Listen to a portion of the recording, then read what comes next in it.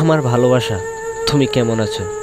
জানা কথা অনেক ভালো আছো, তবু পাগলের মতো জিজ্ঞেস করলাম।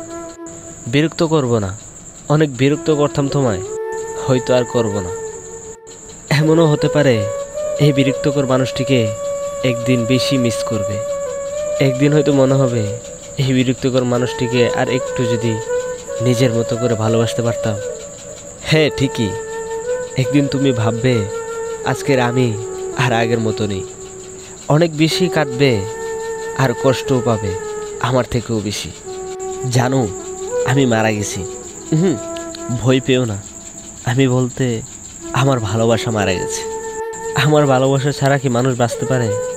সেটাকে তো মারা যাওয়াই বলে। আচ্ছা, আমাদের মাঝে এরকম দূরত্বটা কি হঠাৎ করেই হয়েছে? না, শুধুমাত্র কিছু ভুল আর অবহেলার জন্যই তৈরি হয়েছে। তাই বলে ভালোবাসার মানুষটাকে অবহেলা করতে নেই।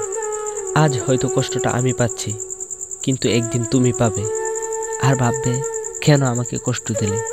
কিন্তু তখন অনেক দেরি হয়ে যাবে।